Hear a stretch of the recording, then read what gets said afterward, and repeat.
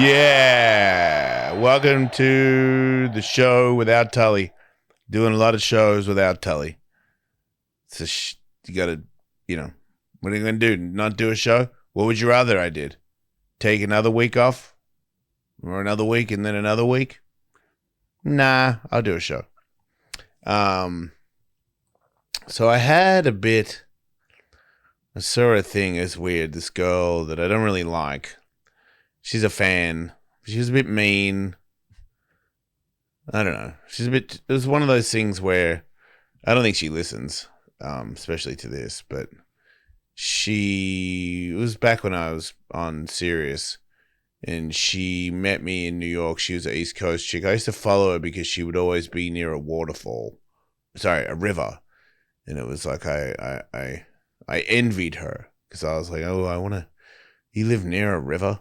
Like, that's cool. And I don't want to, I'm just going to say stuff, but I think she was kind of into me.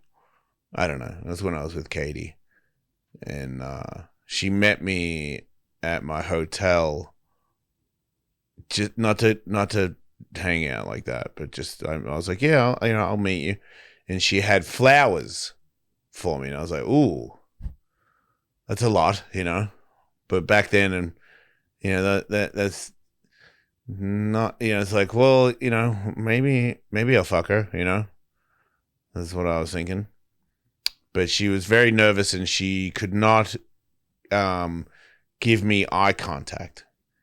And it was I was like, oh, this is a bit weird, And it kind of deterred me from going any further. And I was like, well, thanks for the flowers. It's very nice, because it was very nice of her. And she was very nervous, and I was like, oh, that's cute that you're so nervous. Once again, even back then, I was like, why? Who the fuck am I? But if you listen to the show a lot, I get it. It's like a weird thing. But then I can't remember what it was exactly because the brain damage and other things in my life. But there was like some opinions or something. Kind of, like people think they know me, tell me what I like or what I don't like, or I can't remember what it was. I think she talked shit in the chat and people kind of came at her, and that didn't help her. I don't really remember exactly what it was. Wait, Molly's texting. She probably knows what I'm talking about.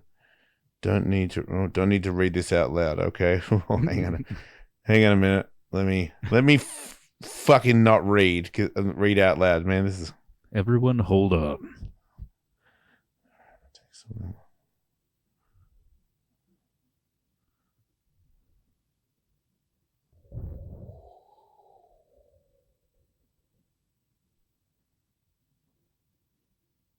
If you're in the chat and you were this person, go ahead and speak up now.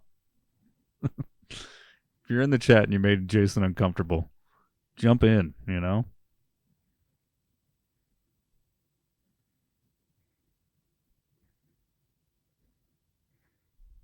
She was concerned about her ranking with Crazy Jared.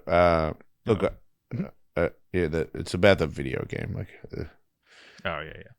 Look, Bam is Bam. That's why he's in the video game, And I think Bam was like he was a really good friend of Tony's, and I think at one point Bam being around Tony helped Tony. He got so big for a minute there. And he's still big, like people, they ask Bam, what does he think about stuff for TMZ? You're not asking me, why? Because people are like, who the fuck is that? It's okay, I got my place. I'm doing okay.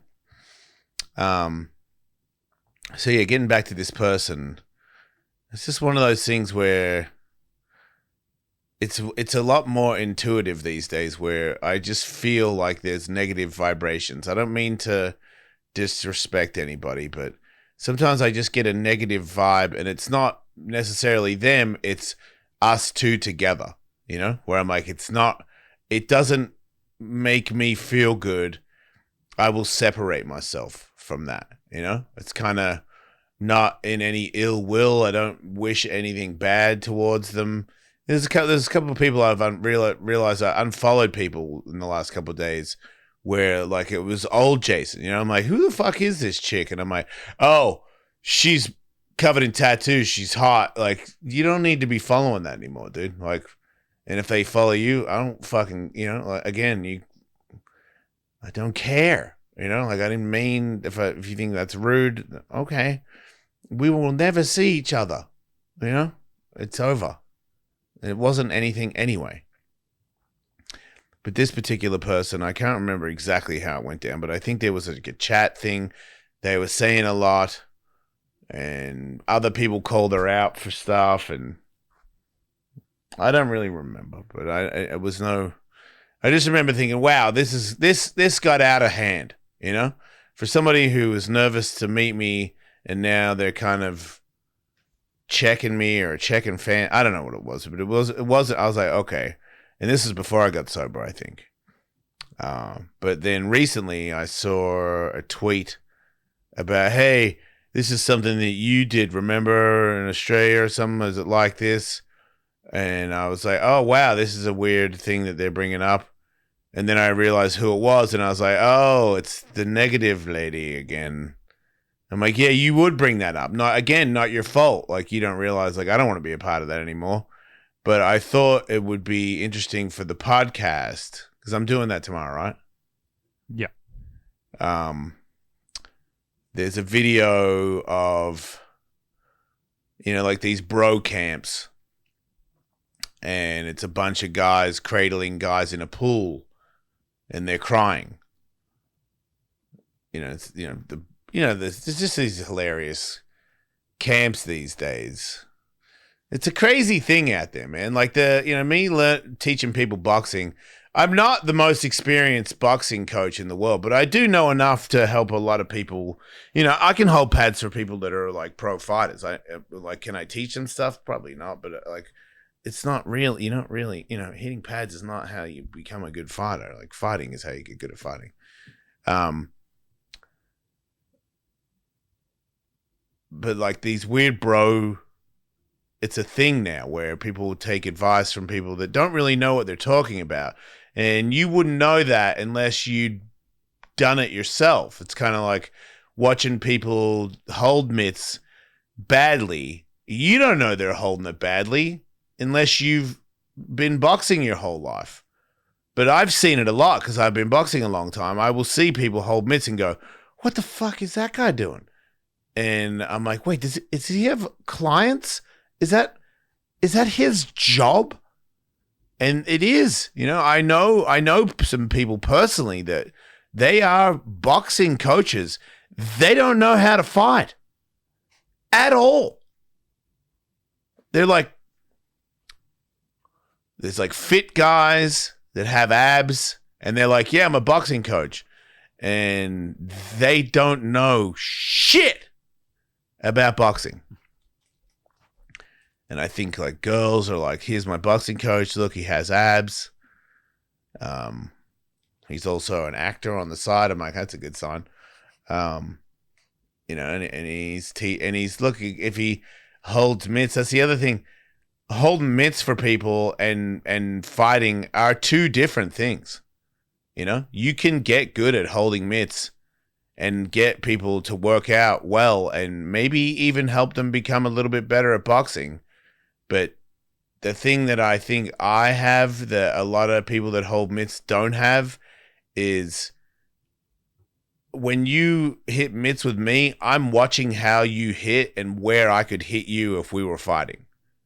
And I think that you can only know that if you're a fighter, like you can do a combination and you can do some footwork and all that stuff. But like, if you're doing it and I'm watching you like I'm going to beat you up, well, then I see where I would punch you in the face or in the body or whatever. And I'm like, hey, man, make sure you do this, because if you don't do that, I will, somebody that you do fight will beat the shit out of you for doing that. And there's people out there that just have this we're so gullible as a human race. It's like people out there, life coaches, where, you're a life coach and your life is retarded, and you're telling me how to live my life. I'm like, dude, God told you to go on Tinder. Shut the fuck up. Yes, that's in regards to Aubrey Marcus. Aubrey Marcus knows a lot. He's done a lot of psychedelics. He's done a lot of deep dives. He knows a lot about fitness, diet. But also, since I have been diving into this kind of thing myself, the diet, it's not that technical. I think a lot of people can make it out to be, but it's not that difficult. Also, I don't know for sure. If you do steroids, that can make you pretty fit. If you work out a lot and do steroids, and then you tell me what I should eat, like, okay, sure. But it's like, don't eat processed food. If you work out a lot and you don't eat processed food, that's it. That's it. We can get into the details of it, or bodies and sugar intakes, and just don't eat processed food. There goes your sugar, Do you mind me asking what is the processed food thing that adds so much extra weight or unhealthiness? It's just the body breaking it down. Okay. Like if you work out a lot, you're going to be hungry. Right. And you should eat.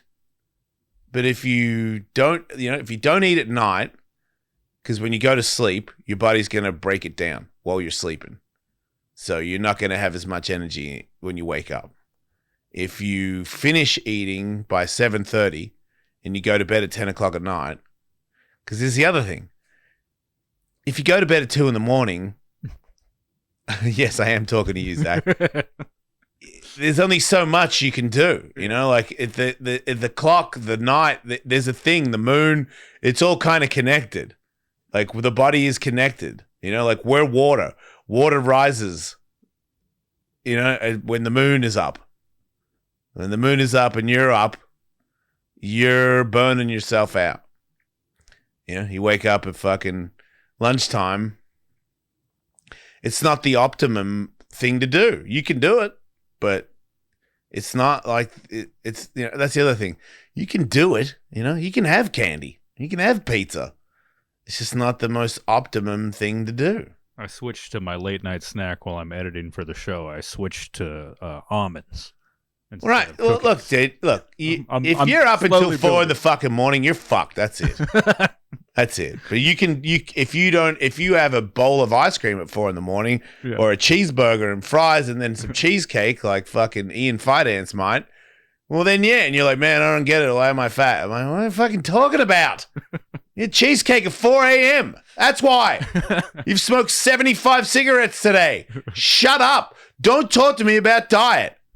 I don't want to hear it from you. You disrespect your body so much that I'm like, I'm not helping you anymore. You're on your own. That's how I feel about him. I'm like, I'm not helping you. I don't mind the Patreon members knowing that every morning Jason wakes up to a new clip and from 4 a.m. It was sent to me at 4 a.m. And I'm like, I don't know. If I respond, am I going to fuck up him by saying, yes, that's good, but it's at 6:30 in the morning? Like, you've only been asleep for 2 hours. Don't worry, I'm not hearing that. I'm assuming, yeah. But, like... It's where the creative juices come from, baby. Yeah, I get it. Look, I also want to be up late to go places, and I can't because I'm tired because I get up early. But I also am like 50, and I can't play that game anymore, man. Like I'll get tired. I won't be able to work out. I won't feel that funny. I won't be that energized around my girlfriend or anybody that I'm talking to. And I can't be there for everybody if I don't get my sleep. So I just choose to do it that way. Like I still, every now and then I will eat shit right before I go to bed. It's not like, I'm not, that's why I don't have an 8-pack, because I'm not militant with it.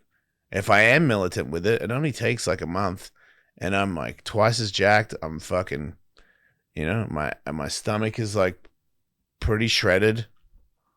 It's just sometimes I'm like, fuck that. You know, I'm watching Netflix and I'm gonna eat. You know, like I have dry mango or something, which is still cheating. You know, like if you have that at 10 o'clock at night, you're fooling yourself. If you think that's like the optimum thing to do, you just drink water.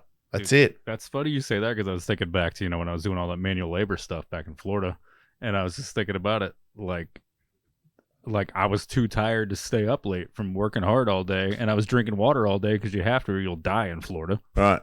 So like, yeah, no wonder I was like actually pretty fit, not just the working aspect of it, but I was sleeping on a regular basis. Yeah. The other thing, if you do a lot of manual labor, if you work out a lot, you can burn. That's the other thing. Like, it's harder for me to want to eat right after. But if I work out, if I lift weights and then box, I can eat a pizza and a cake. Yeah. And I'll wake up in the morning and my body will be lean. But that's because I sweat like a fucking maniac, dude. So if I put in that kind of work where I lift all these weights, so my body needs protein, like I need, my body's screaming for sustenance, and I sweat it out, all my water. So like in the morning I wake up and I'm like lean because I'm partly dehydrated. Like there's only so much water I can take in for how much I sweat it out. It's like hard to keep up for me. That's why I use a lot of electrolytes because I can't drink all the time. Like if I drink a gallon of water, it's like I piss it out, I sweat it out. If I drink electrolytes in the morning, it seems to stop me from drying out as much. But, it's just this thing where it's like, how do I do it? It's like, it's not that hard. People got their little quick fixes, or I'm doing this juice cleanse, or I'm doing this thing. I'm like, great, man. If you want to, it's great. You can do that. But it just doesn't. Or you can, this is the thing. Or you can do the thing that sucks, and that's what gets it done. But if you do it enough and you find the priorities, and it's like, look, man, life's easier when I smoke weed at night. But I'm not better as a whole person all the time. When the pressure is on, I'm not as good. Can I ask you a question? Do you think this is weird? It's yes. Easier. Yeah, definitely. It's easier for me to like go work outside for like 8 hours and like bust my ass. And just like that whole like real, like it's a fight, especially like if you're like in the sun in the summer or whatever. But it's easier to do that for me than to like go down to the gym when I'm on the road and then like go in and work out at the gym. It's for some reason mentally, I think it's because I have a task and I'm like completing a thing in front of me. Like there's a visible reward. Look, I don't want to bum you out. I'm sure you work hard. Okay. It's not as hard as working out at the gym. I get it. You're doing 8 hours of hard labor. Yeah. You're not maxing out. Right. And then maxing out again, and then maxing out again. So that makes like sense. when you lift weights at the gym. Like when I lift weights at the gym, I do 3 sets of 12. The first set of 12, when I get to 12, I'm pretty much maxing out. Yeah. Then I wait a few minutes, and then I do it again. And depending on how often I work out, I will do one set of 12 where I max the fuck out. Then the next one I'll do so much weight that I can't do 10.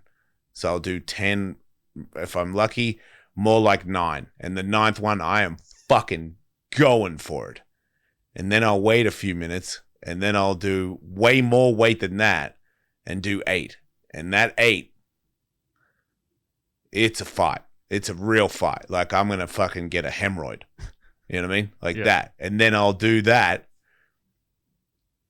6 or 7 more times with different parts of my body. Yeah, that's actually a really good point because when you're outside working, like a lot of what you're doing in between is maximizing, or you're basically trying to like not max out, right? Yeah. Like you're like, how do I make sure I get through to like 6 o'clock or whatever? Yeah, like dude, I've moved houses. Like I've carried stuff downstairs where I'm like, I'm maxing out. Right. Like my hands are letting go.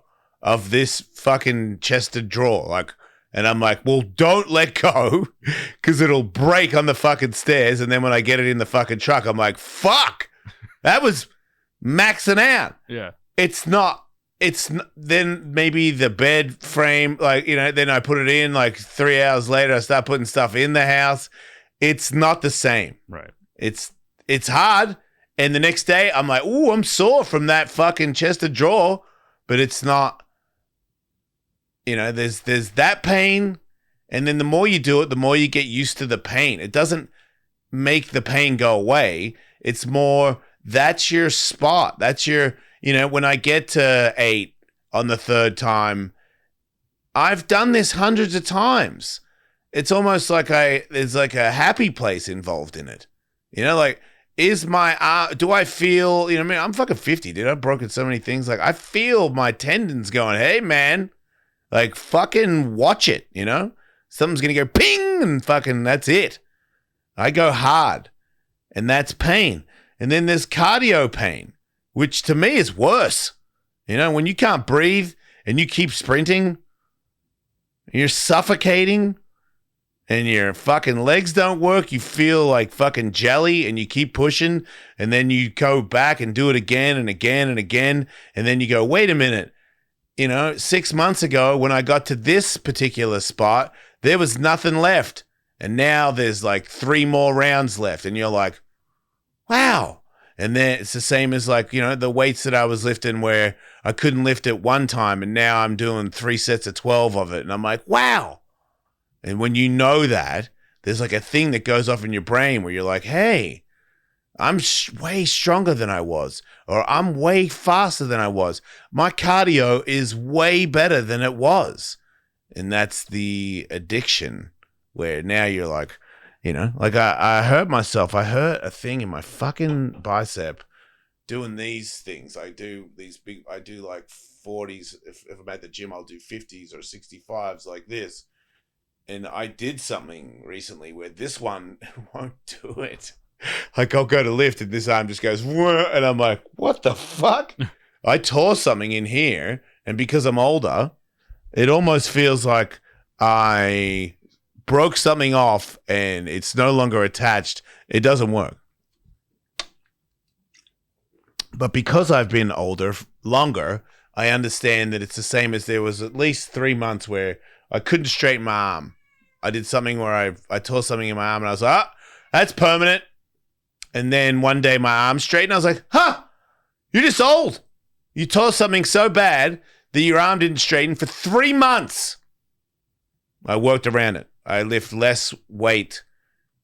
I'll hold it a different way. Like right now, this morning I did a bench, but then when I did these ones, instead of doing my 45s, I used 25s, and instead of doing 3 sets of 12, I did 3 sets of 20. Because it's like, this arm is like, hey man, like we want to go. And I'm like, well, dude, this one won't go, but it'll hold 25s like that. So I'll just do 20 of 25s. Because it's like, doesn't matter what you know, you don't have to do big weights, make you bigger, make you lift more weights. But I'm like, why? You know, like, I post a video of me benching fucking 280. Like, it doesn't mean anything, you know, like it's no use, it's not useful. It's just a brag or, you know, an accomplishment. I'm just trying to stay fit. So I just keep going and find ways to keep moving, you know, like, you know, when I skated in Utah, man, like the altitude and skating, I was trying to like get ready and like have a ride. Cause I was like, you're the announcer. You're going to do one ride and you're going to make it. You know, like people don't realize, like you guys, everyone else in the Legends demo is going to skate for an hour and they're going to do the best shit they can do in an hour. They're going to fall a bunch of times until they make it. I'm going to do one ride and I'm going to make it. And I'm going to be on the deck with the microphone in 30 seconds from now talking. Different job. I have a different job.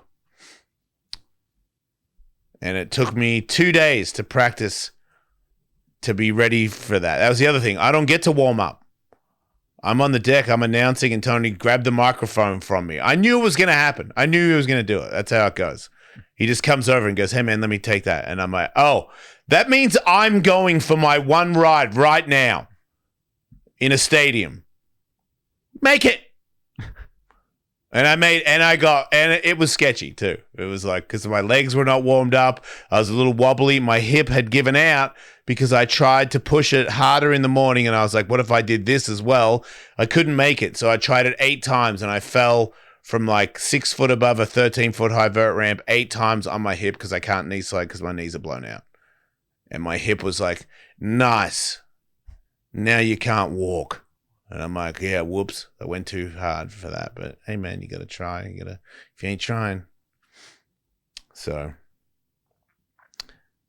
that didn't work out. But what I was getting to was there was, when I was going through a lot of mental struggles, Brianna, bless her heart, was to like talk to this guy and do a mushroom.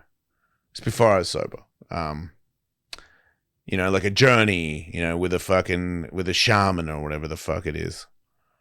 And, talk to this guy. And it was like a friend of a guy that he works under this other guy. And, he talk on the phone about how to get, mentally happy, what are your struggles, and what we can work together and get you through, like a life coach, if you will. But a plant medicine life coach. And, I'm when I get dark, I can, I'm gullible, man. Everybody is, but like sometimes I will believe shit that I look back and I go, oh, there's people that I've been in love with where I look back and I go, oh, dude. Oh, it didn't work out. You don't say. That's great. I don't understand how that would, like, fuck, dude. You jump from one fucking maniac to another and you're like, I don't get it. Why does it end up blowing up in my face? I'm like, because you're not in love with that person. You're in love with having somebody around. You're fucking terrified to be by yourself. Because you fucking have always been by yourself. That's the craziest thing. I'm terrified to be by myself. I've always been by myself. You're alone anyway, you fucking retard. Oh no, I need somebody. No, you don't. You've never had anybody. So anyway, I'm talking to this guy on the phone. And I think I've talked about it. Where he said, do you want to know the meaning of life? And I was like, well, yeah.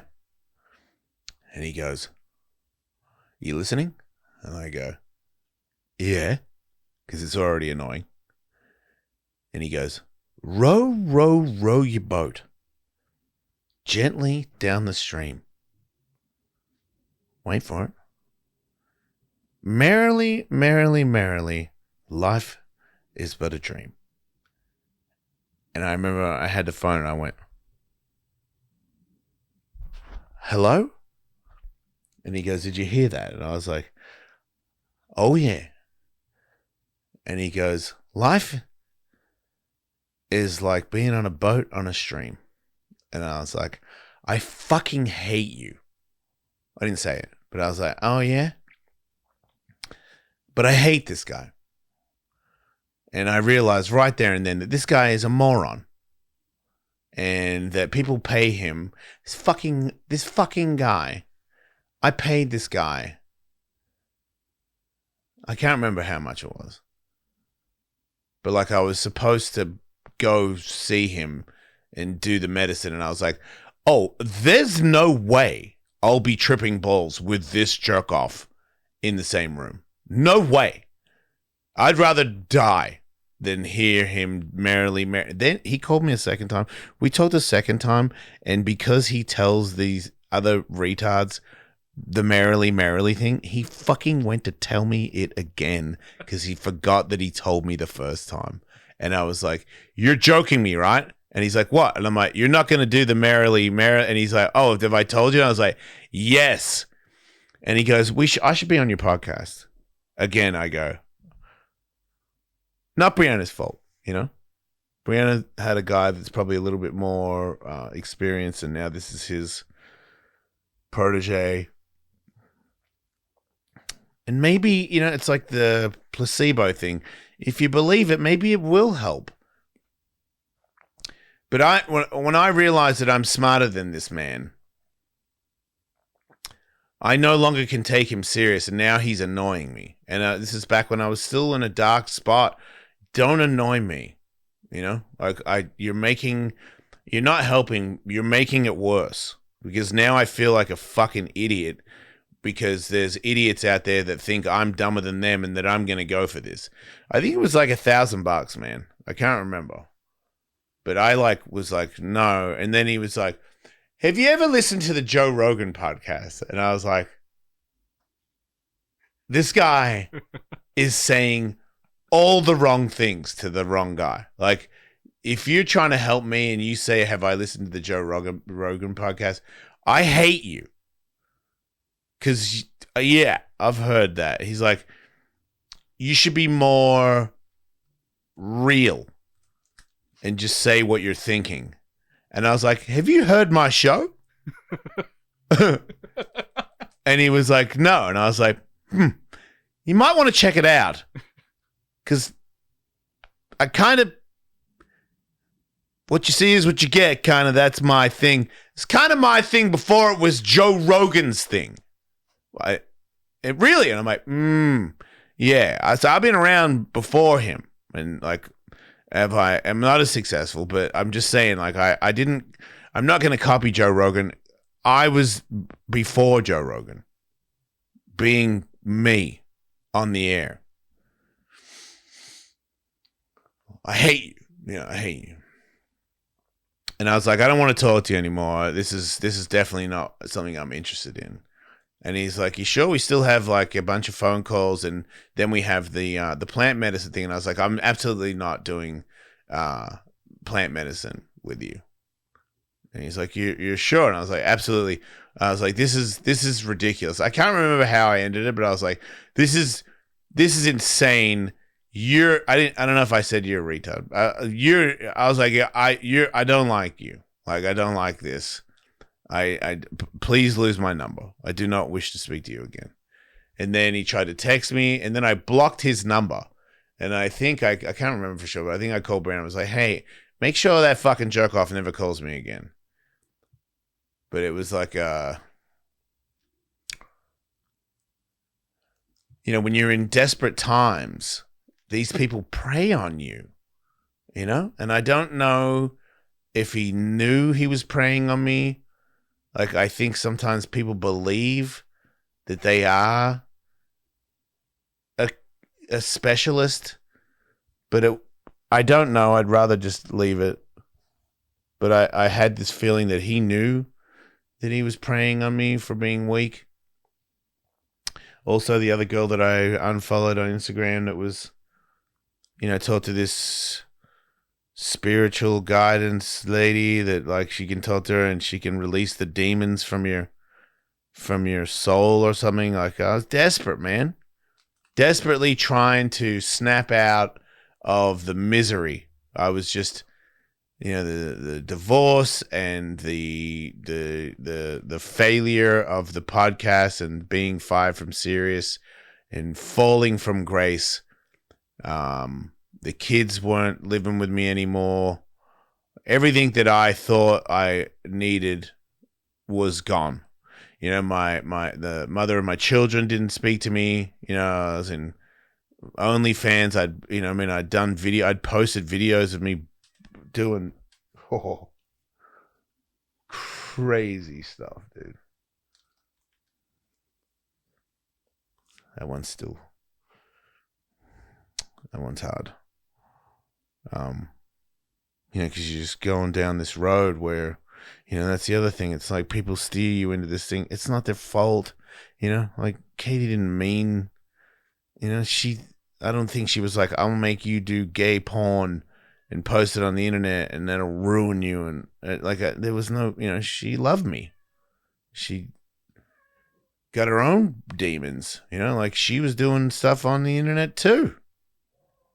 So I don't think she realized that, to me, being a dad and all that, that was going to be something that I would look back on and be like, man, you're a bad person.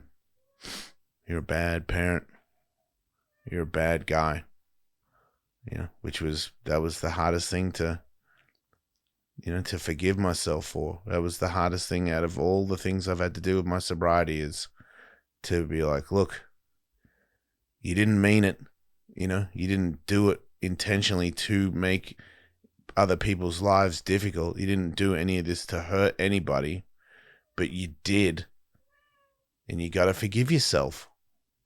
Because if you don't forgive yourself, you're no good to anybody anymore. You got to let it go. So, I unfollowed this girl. That's the other thing. It's not their fault. There's a darkness. There's a bad vibration with it, where it's like, why don't you ride your horse? And I'm like, the video has me riding the horse. Wait, what? Who is this person? I'm like, oh, it's the lady that referred me to the special. I'm out. It's not your fault, but like, you're annoying to me. You make me not like me. Not your fault. Just, I don't like it. I don't want to be around it. All the best to you. I'm out. But getting back to this person. Also, by the way, all these conversations that I'm doing, all the things I'm saying right now, and how I am going back to what my point was, recollecting that there was a point. I don't know if any of you know or can remember, but do you remember Jason not knowing how to do this? I would say, Tully, what the fuck am I talking about? Where am I going? What is the point? I could not remember what the conversation was and what started it.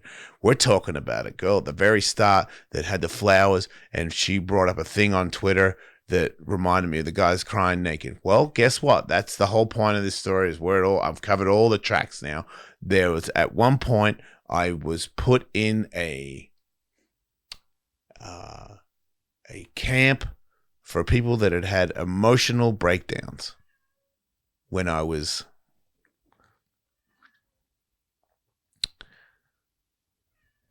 21. She showed me this video of a bunch of bros doing the cradling crying thing, she was like, didn't you do this in Australia? Because I did tell the story. And these are these things that, looking at them now, I told the story and how hard it was for me to be a part of this particular thing, where I was at a camp. My mum, bless her heart, was trying to help. She knew a naturopath. I might do this again tomorrow for the podcast, because it's shocking. Jason Ellis here, talking about Hims. I want to be in shape. Hims has got it. Hims can help with hair loss, weight, and boners. Bruh, we're talking bones. We're talking hair. We're talking nut fat. Hims is the place to go. Why not check them out and use my code, son, to get simple online access to personalized, affordable care for ED, hair loss, weight loss, and more. I mean, what else is there? Do they sell capes? Can I make a time machine with Hims? Visit hims.com/Ellis. That's hims.com/Ellis for your free online visit. hims.com/Ellis. Actual price will depend on product and subscription plan. Featured products include compound drug products, which the FDA does not approve or verify for safety, effectiveness, or quality. Prescription required? See website for details, restrictions, and important safety information. So this lady goes, Jason should go to this camp. My mum takes me to this camp. She leaves me there. It's a bunch of older people. I think I'm about 21. And they do some meditation, we're all doing stuff together where we're talking or whatever, or hugging, looking in the mirror, talking to ourselves, doing a lot of stuff that reminds me of Fight Club, where the people, talking in these in these groups. You know, they're struggling, and there's these groups where you do things together that are, you know, you're opening yourself up, so to speak. And at one point, they go, "We're going to a pool, like a swimming pool, indoor swimming pool at a gym, you know, like a big recreation center or whatever." And we're in the locker room, and it's like everyone needs to take all their clothes off to get in the pool. I'm 21.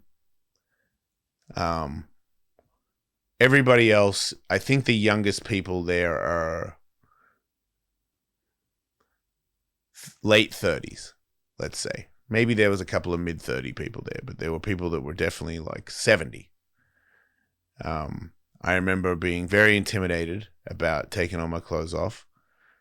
I didn't want to take my clothes off in the locker room until people had left.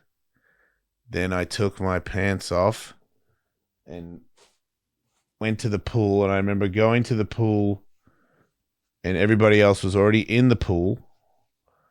And I had to walk around the pool to go in the pool, and everybody was already in the pool looking at me.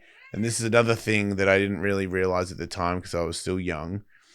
But look, I don't have the biggest dick in the world, relax, but it's definitely not small. It's bigger than average. And I walk around the pool, and there's a few ladies in the pool that are looking at it. And I don't even really understand.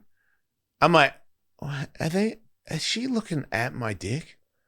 Like, that's weird, you know? And I'm like, well, this is different. This is work. This is this is like a thing to help you feel better about your depression or whatever. So, you know, don't pay attention to that. I get in the pool, and they go, okay, pick a partner. I'm a 21-year-old naked guy in a pool with 40 other old people. I don't want to talk to anybody. I can't get eye contact. I can't make eye contact with anybody in the pool. Everybody else picks a partner, and there's two people left, and it's me and a 70-year-old dude. And he's like, you? And I'm like, okay. And they go, right.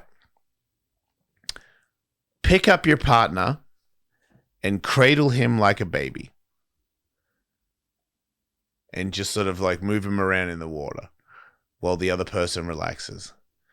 And now I am in a public swimming pool. It's obviously, you know, been locked off private, but I'm in a pool with all these other people, old people, and I'm cradling a 70-year-old man who, to me, at the time seemed 100. He might have even been 100. I don't know. But he was gross, and holding him was gross. His skin was gross. His skin felt like it was falling off. Like, he was gross. It was like cradling the penguin in a swimming pool. And they go, okay, so switch now. And now the old man is now cradling me in the pool. I do this, having a terrible time, very uncomfortable the whole time. There was no relaxing. There was no therapeutic vibes whatsoever. This was absolute torture to the fullest. And then that ends.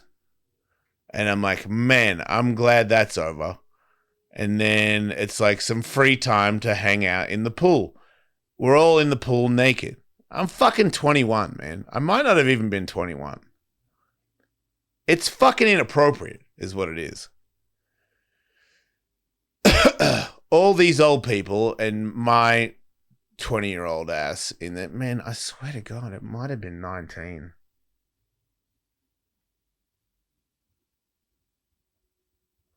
Okay, now I'm about to really freak out.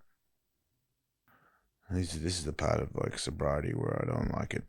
Where it's like you remember things that you purposely didn't want to remember. So anyway, I'm in this pool after that. I think I just got back from America. If it was before I went to America, this is rape. This is a story of rape. Because I would have been 16.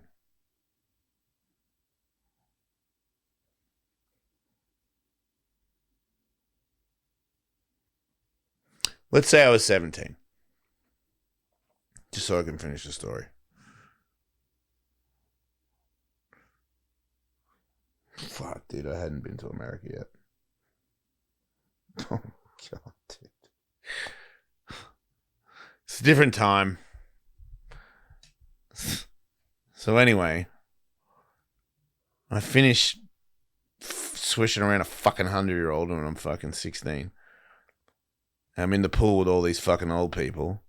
And the naturopath lady is, she comes up to me in the pool. And I was sort of, I think I was in the corner,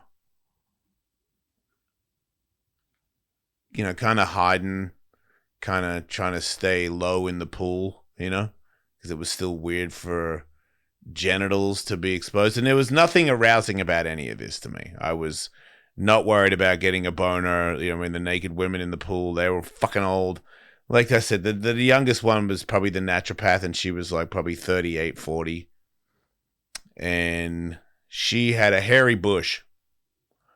And the reason I know that is because she started talking to me in the pool and got so close to me that her pubes were brushing my penis. And I remember thinking, does she know?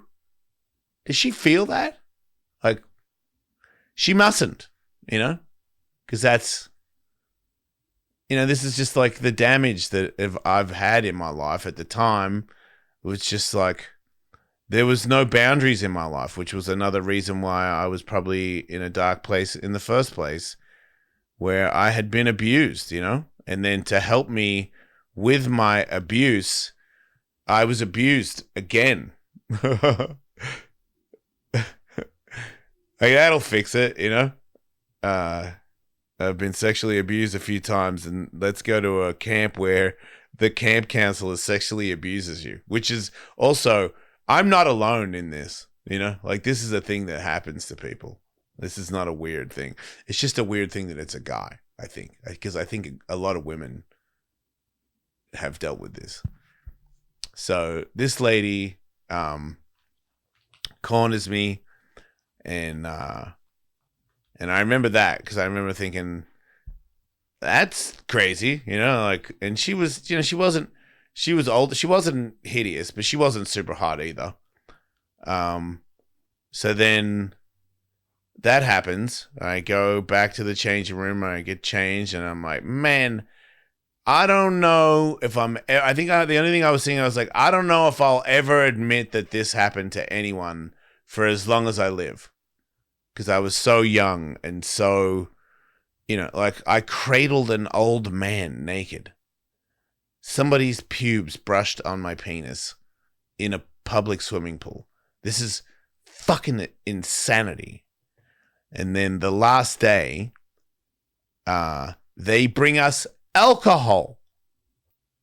Like, as I'm saying this, I'm fucking, because I haven't thought about it. You know, and it's funny because, like, the lady that did the tweet, she was like, look, didn't you have a story like that? And I was like, oh, I feel dark about that. I remember when I saw it yesterday, I was like, oh, I remember telling that story like it was kind of funny, but now I'm feeling a darkness about it. And I just sort of shook it off.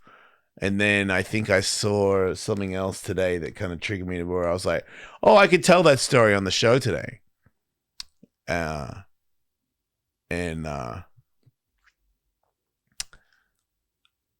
So I believe it was the next day. So, you know, we're sleeping in these little beds by myself. Nobody did anything.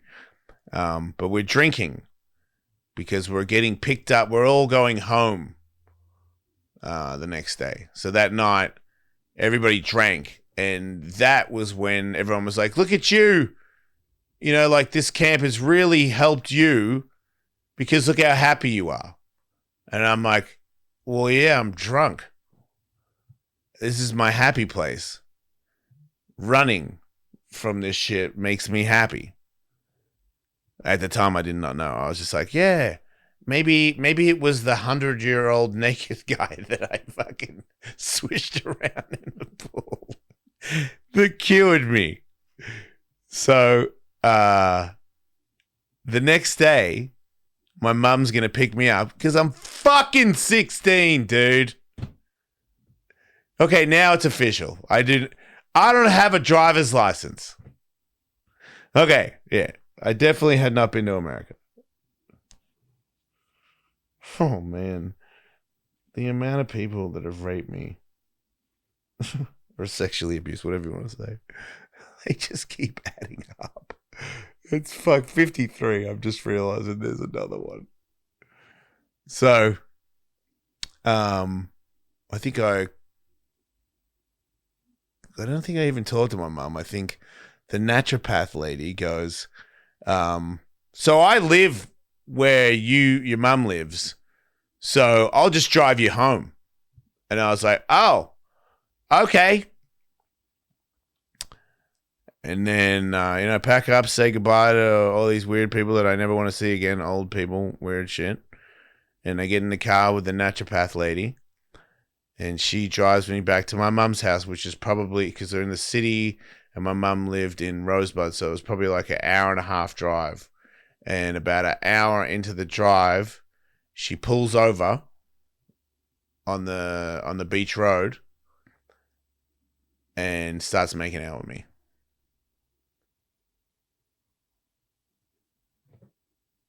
And I end up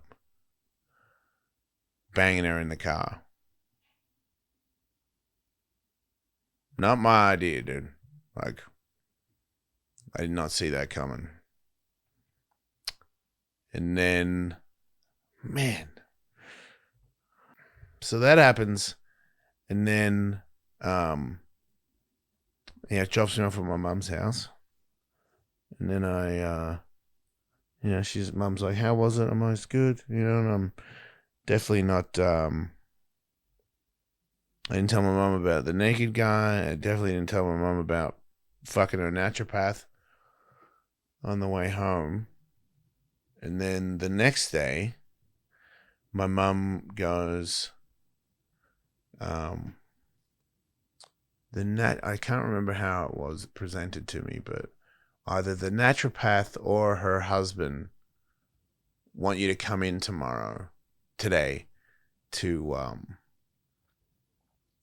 see how you're doing. I think it was the lady, because otherwise I probably wouldn't have gone. And I go, okay. And then I go there, and the way I remember it is there was no naturopath lady. I go into the office, and it's her husband. And her husband, I don't remember exactly how this went either, but he said, I heard you had sex with my wife yesterday.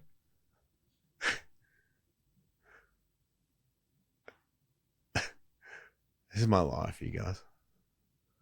This is another life. I don't even know who this kid is. And the way I remember it was he was saying it in a way where he was threatening me, like he wasn't happy about it. At the time when he said that,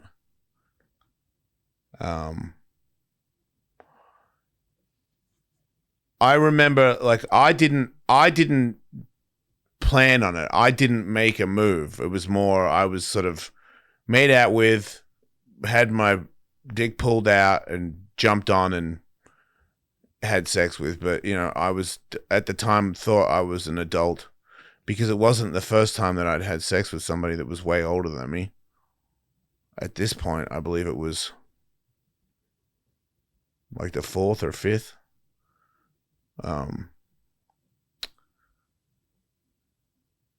But I remember, he was like, that's my wife or whatever, and how would you feel about it? And I remember I grabbed the phone, because like if you were to do that again, it was something. That's right. It was like if you were to do that again, we would have to we would you'd have to step outside kind of thing. And I grabbed the phone. This is older times where it's the dial phone. And I grabbed the phone and I picked it off the table and I was like, if you want to fucking go, cunt, take your best shot. Because I grew up. I was ready to fight this dude. 16. And I was ready to fight a grown-ass man, which also makes me realize that I am correct. I was 16. Because I remember thinking, it's okay to use a weapon because he's a man and you're a boy. And you're threatening to beat me up because your wife raped me.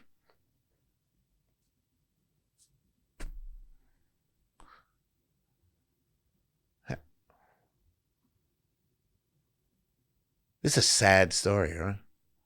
I didn't even know it was going to go there. I didn't even think about it. But yeah, I definitely had not been to America yet. Went to America when I was 17. This is crazy. Man, it changes everything so much. Yeah, but he he fucking backed down. Yeah, I put the fear. I put the fear in that fuck face. He realized he thought he was gonna scare a kid, and this kid was like, "Nah, man. Like you want to do that? You take your best shot, and you're gonna get clacked with this fucking old school phone before you get your shots in." And I was still pretty big for 16-year-old, but also I was not. I'm scared, but I'm also not. If we go, we're going. Like I'm not fetal, son. We're going. And then he was like, okay. And I was like, yeah, okay. And then I put the phone down. I think I might have told him to go fuck himself. And I walked out of the office. And I think I called my mum on a payphone, like, come get me. And then I told her, I was like, this fucking guy fucking threatens me for fucking his wife. And my mom's like, wait, you fucked, what's her name? And I was like, well, she jumped on me. She pulled over on the side of the street, jumped on me. The fuck else am I supposed to do? I'm me. And my mom was like, what a bitch. That's it. I'm not going to see her anymore. That's it. That's the end of the story. That's all I know. No,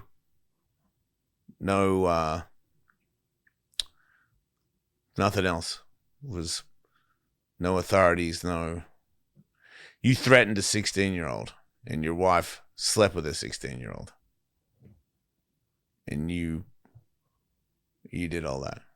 And somehow, at the end, it was just like, my mum was like, well, I'm not going to go see her anymore. She's a bitch. And that's the end of that. Pretty crazy, right? That is a crazy story. Yeah.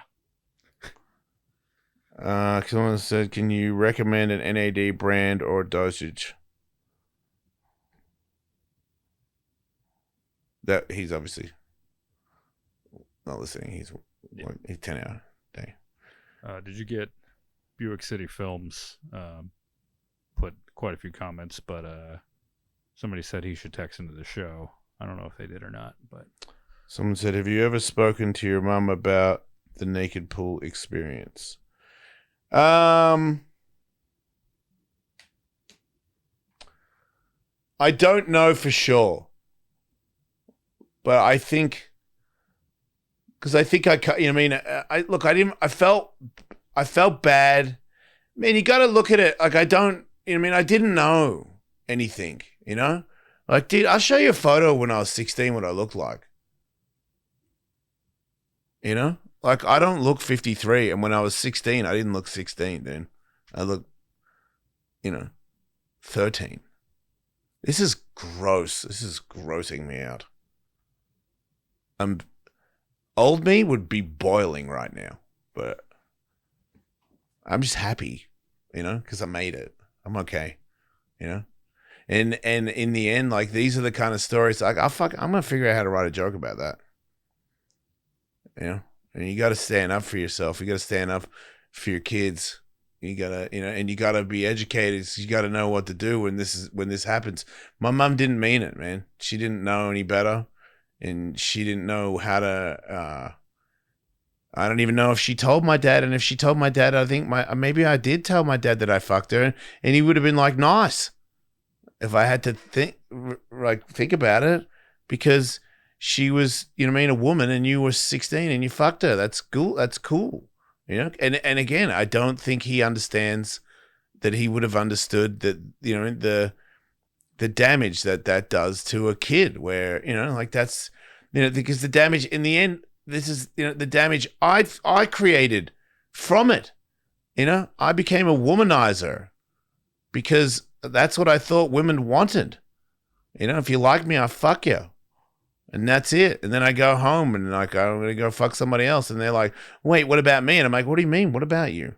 You got what you wanted, and I hurt people because of it. The damage keeps going. The darkness, you put the darkness in somebody and then they keep passing it forward. It's fucking gross. But yeah, I think, I do remember I didn't want to tell my mum how bad the camp was because my father and my mother were concerned about my mental health. And my mum was like, my naturopath has a thing that's going to help Jason. And it was like my mum was being of service. She was like, look, one of us needs to step up and help Jason. I've got an idea. And it was like, I think my mum was kind of proud of herself for having a connection that would help. And that's what her plan was, to help me, She didn't plan on that happening. But yeah, like being an alcoholic, being sexually abused, and then taking me to a camp where they gave me alcohol and sexually abused me. So insane, dude. Right? Like, I don't think that do you think that could happen now? Yeah. Yeah, I know, right? It's just, I think the difference is, do you think that could happen now and the consequences for those people would have been way gnarlier? Oh, yeah, now for sure. You know what I mean? Yeah. Because I think people are aware that, wait, the naturopath slept with Jay? Like, Jay's 16. Wait, they gave him alcohol? Like, Jason's 16. But the difference is like, when I was 16, I drank around my family. I smoked weed. We're talking about, that's why I used to joke, like, raised by wolves. Like, it wasn't even a wolf. I wasn't, my mom wasn't around, and she wanted to be around, but I was living with my dad, and my dad was working a lot, and he was womanizing a lot. So like when he would work, and then after work, he'd go try to fuck chicks, and my stepmom was not a fan of me because I was my mom's son, and she hated my mom, and my mom hated her. So like me being around was like, this mistake that my father had made. My father told me he didn't want to have kids with my mom. Like I was a mistake. When you know all these things, it's why would I love me? Look at my paperwork. I'm a fucking mistake and a piece of shit. So is it that hard to do drugs, to fuck other people, to cheat, to lie? That's what you're born to do. Every day is another day nobody thought you'd ever be here. You know, it's You know like what else? holding. Oh, I was gonna say, what's kind of crazy to think about when you asked about, how that would go down today. It's nuts to think that like what really got people to change with this stuff was like the monetary aspect of it. Like What do when you they mean? started to sue the Catholic Church instead of trying to bring criminal charges, because they Yeah. would try and bring criminal charges and then they would get tossed out for lack of evidence.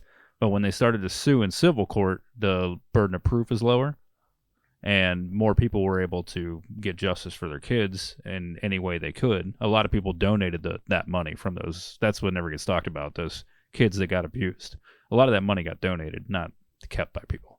And so, like the Boy Scouts of America thing, the Catholic Church, all these other organizations that have had people, what really got people to start reporting and caring about this stuff was like people getting sued. Hmm. And so, like nowadays, if there was like a camp or something and someone sued them, that's how you'd get rid of those people. It's kind of crazy. It's like money had to be the motivator. It's sad. Right. It's kind of sad. It's like if someone was around then and that happened to you, the only way that to move the needle is like, yeah, well, Jason's family's going to sue him. Right. Yeah. Nobody sued back then. Right. Yeah, but like the other thing was, I don't think it was like a camp where they planned on doing that to people all the time. Like I said, Right. I was the only person of that age in there, but it was just like a crazy thing that I'm the only person of that age in there, and somebody preyed on it, and the person that preyed on it was the person that told my mum to take me, like took my mum's trust and then did that, and then to repay it, her husband threatened me with violence. And that's how a lot of abusers work. It's people that get into positions of power because they're trusted and they Yeah. abuse that. Yeah, it's a crazy. It's so crazy to just have all these, like, it seems like other people's lifetimes, where I'm like, wait, what is that? Did I see that in a movie? Right. Oh, wait, was that me? I'm like, that was me. And it's like when I went to America when I was 17, there was the greatest time in my life. And I'm like, well, yeah, man, of course it was. But every now and then, like that story, like, yeah, when I left them and got on a plane and went to America and was there by myself and slept with women my age, it's like, why did I do any of the things that I did? Like, why did I have all these issues? They were kind of baffling at one point. Like, I was like, man, just fucked up, just a naturally fucked up kid. And then I think about it and think about these little things that happened over the years where it was like sleeping with this chick, or my dad's like, hey, hook up with this chick, or I'm fucking his chick that he was fucking and her 3 sisters, and just, this fucking 26-year-old chick that worked at the skate shop that slept with me when I was 16. Like, I was, there's just all these things that happen where I was like, that is, you do damage when you're sleeping with me when I'm fucking 4 or 5, and you're sleeping with me when I'm like 6 or 7, and then you're sleeping with me when I'm like 13, and then some other people sleeping with me when I'm 16, and then some more people that are way above my age group are sleeping with me when I'm 17, and then I go to America and I'm on my own, and I became a man with no understanding of what that really is. And like when I was 17, I came here, people would be like, Ellis is crazy. And I remember like, you guys are pussies. Like, you should see where I grew up. Like, it's not that crazy what I do. And now, because I've been running, man. I've been running. I have not stopped running since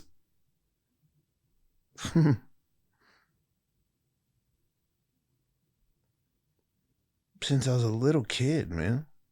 I'm here now. 53. 53. You know, the last time somebody abused me, you know, I got high and did not stop getting high and did not stop sleeping with numerous people and be in, you know, that's the thing. It's like sex and love addiction. It's a real thing, man. You can argue if you want to. I don't really care, but it's a real thing. And I've been involved in sex and love addiction and drug and alcohol addiction since I have been abused. Like, that's why it felt so good to me, you know? When I first started drinking, it felt so good to me. And I could tell people that drink, it feels good. Not like it did for me. You know, like I was like, I don't ever want to not be in this frame of mind. And I didn't know why. I couldn't tell why, because I didn't know. If you had to ask me, I told people. I told people on the radio when I had a serious show. I fucking cradled a fucking old guy naked. Fucking. And then the naturopath fucked me in the car on the way home. And I remember I was telling that story like I'm bragging. I'm bragging because the naturopath fucked me on the way home. My dad's best friend's wife fucked me. My dad's best friend's wife's two sisters fucked me. My dad's other best friend's wife, her sister fucked me.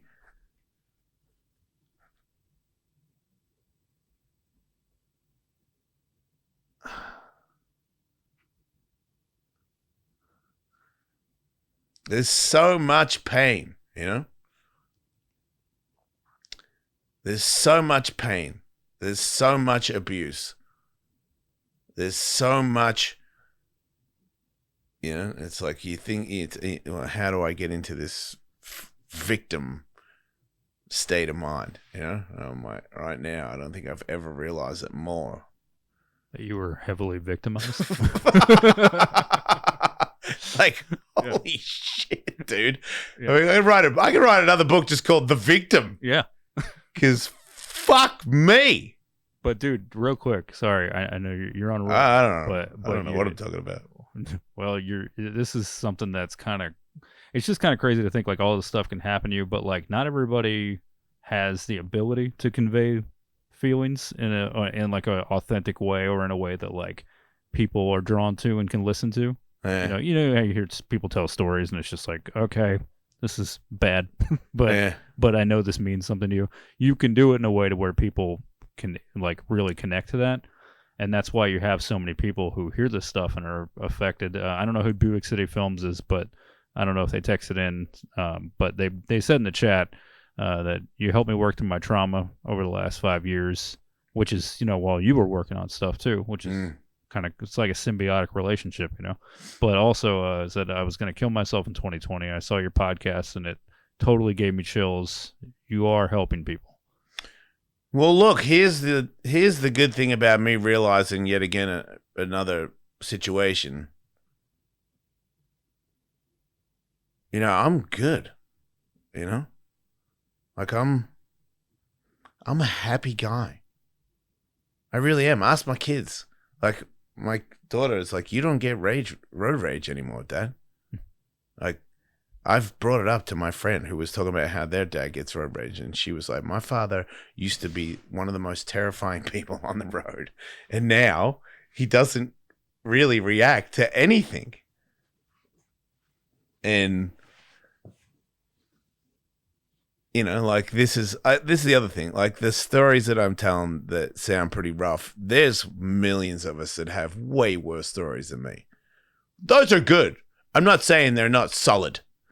That hurt. Recollecting that right now, that hurt. Like I want to feel sorry for myself, you know? But I understand that if you push through it and you do the work to get to the bottom of it and understand, that's the other thing. These people are not really malicious. And I know that's like, you're going to be like, what are you fucking talking about? These people are the worst people ever. And I'm like, I get it. I see where you're coming from, but they've got their own issues.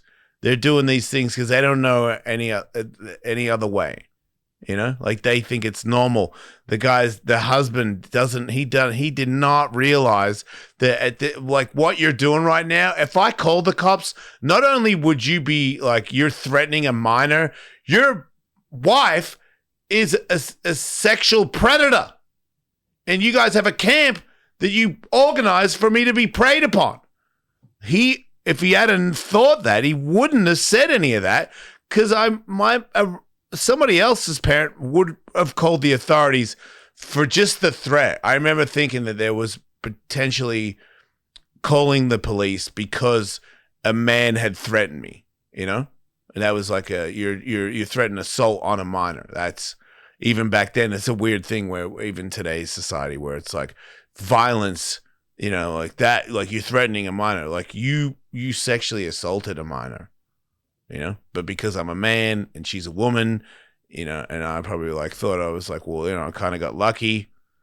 Like looking back, no, I did not get lucky. You know, like that was, you know, that's the R word.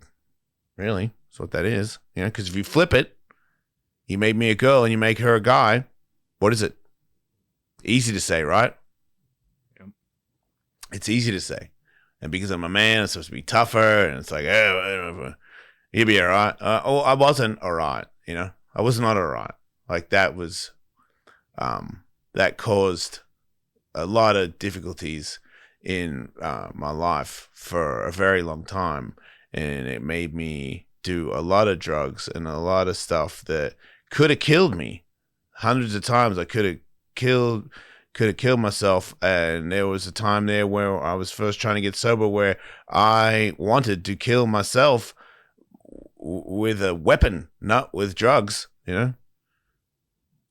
I was, and I got kids, and then I could pass it to them, you know, and then now they're in hell because of the people that in my past that did this to me. But you know, that's the good thing about all this is like I met people that loved me, you know, and not like that. Like people that loved me and helped me when they were going to get nothing out of it, you know? Just to help people. You know, like Jimmy, my sponsor that passed away, that guy saved me, man. You know, I still hear what he would say if I need help. I ask him and I can hear it. You know? Cuz he knew he wasn't going to be here that long, and that's when you realize that you're not going to be here forever. You talk, you have wisdom. We all have it inside ourselves, but we just take it for granted. You think you're going to be here tomorrow, so you'll just get to it tomorrow. But this is all we have, is right now is all we have. And when you look at it like that, when you talk, and you know life is like that, you talk with wisdom, with great wisdom. You do. You don't even have to be smart. You don't have to be educated. When you think that this is your last day, that's the person I want to hear from. Because that person, there's no bullshit. There's no smoke. It's all what is important, you know? Your family and your friends. And are you being a good person? Are you being of service to somebody in this world? That's what's important. And that's what every human thinks when they know that tomorrow is not here. But none of us think that. You know, Jason, are you familiar with the phrase "that's a bar"? No. So when the kids hear somebody say something that's, you know, in hip hop, if you like, oh yeah, no, I'm back. Yeah, a bar.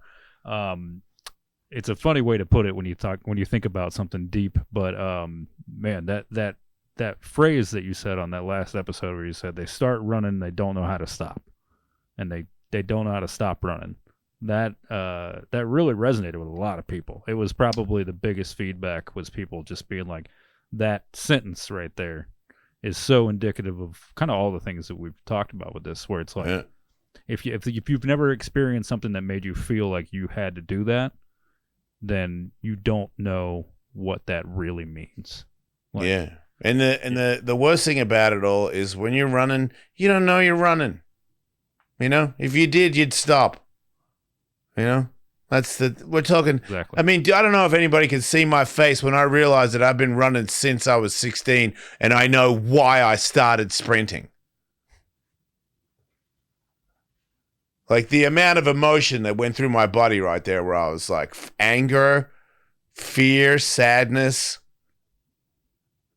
revenge, like all these feelings of like, oh, somebody needs to pay, and it's like, no, they don't. That's the other thing. Like, I don't need to get anybody back for anything.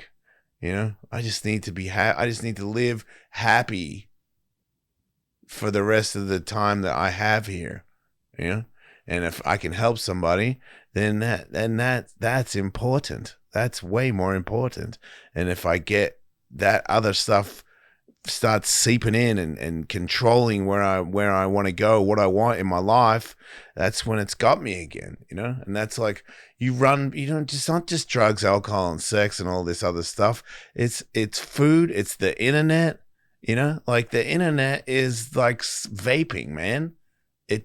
You get carried away with it. You get pulled into it, and you don't step back and go, wait a minute, that one thing happened. That wasn't right. You know what I mean? But I need to acknowledge that that's what happened and take it for what it is and settle it once and for all. Like that person that did that to me, it's okay. It's okay that they did that. They probably didn't mean it. And if they did mean it, it doesn't matter. There's nothing I can do. They're probably dead. And if they're not dead, what would a phone call? Should I fly back to Australia and slap her? Like, it won't do anything. I just acknowledge that it has happened and it wasn't my fault. And even if it was, it's still, you got to accept it and then move on.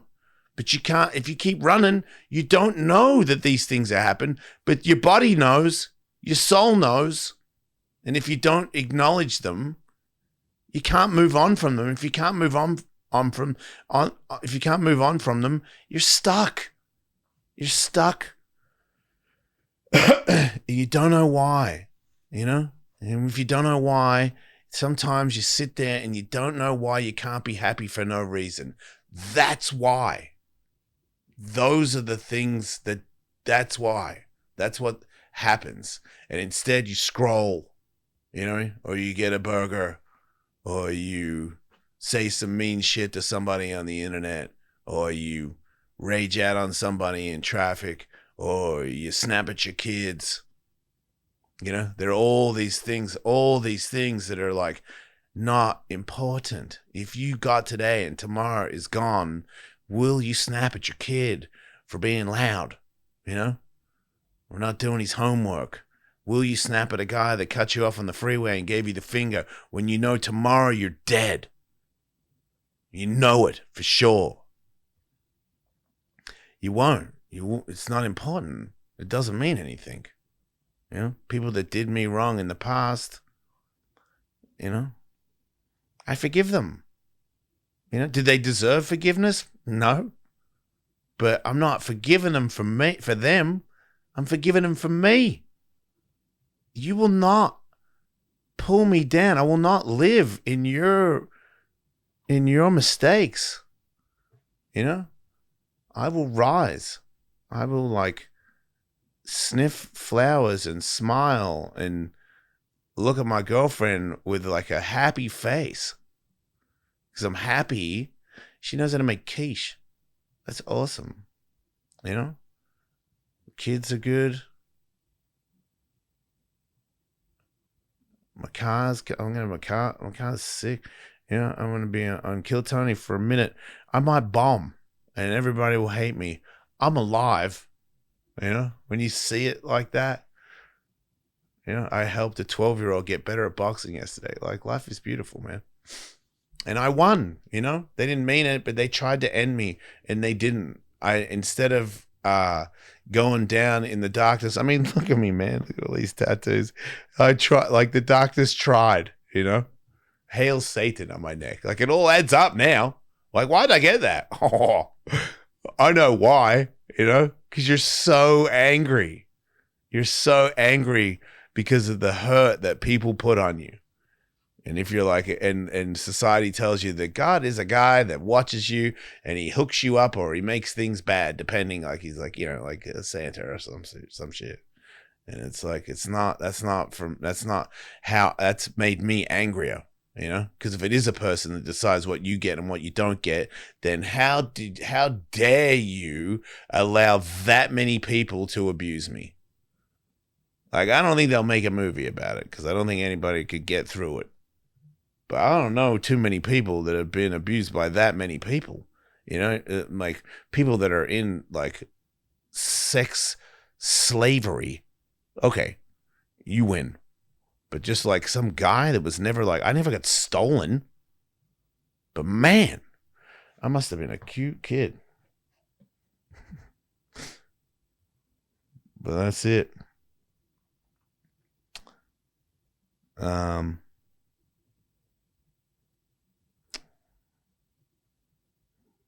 answer a couple of text messages and then I'll piss off. This person said, have I ever talked to my mom about the experience? She said, stop judging me. You're not better than me. Just because I drink 2 bottles of vodka before get into fistfights on the freeway, eat corn-fed beef, and inject kratom into the head of my penis doesn't make you better than me, mate.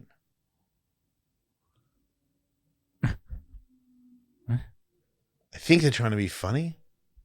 I think so. Okay. Yeah. Yeah, I don't know. Swing and a miss. Drop an hour and a half of a bar. You come in swinging with that. Someone just Corey Feldman barred me. Yeah. Like, what the hell? Yeah. So, look, I know that was a bit of a sad show. But like I said, there's like a happy ending to it, you know, because I am happy, you know, like I'm one of the most successful people. I'm probably the most successful person to ever come out of Sandringham. You know, I kicked ass. I've seen a lot of awesome stuff, and it's probably not over. You know, I'm going on the road to do comedy. I'm gonna be in Rhode Island, Providence, Rhode Island. You got to say, otherwise it gets confusing. I've been told. And then Denver, and then Texas, doing a bunch of podcasts. You know, after all the life I've lived. You know, crazy. And yeah, I'm not in Tony Hawk's new video game. Meh. It's fine. All right. Thanks everybody for listening. I'll be back tomorrow with 2 more shows. I think the Great Miles is going to be back on the show as a guest. 6:30, baby. So that's going to be exciting. Appreciate everybody. Don't die.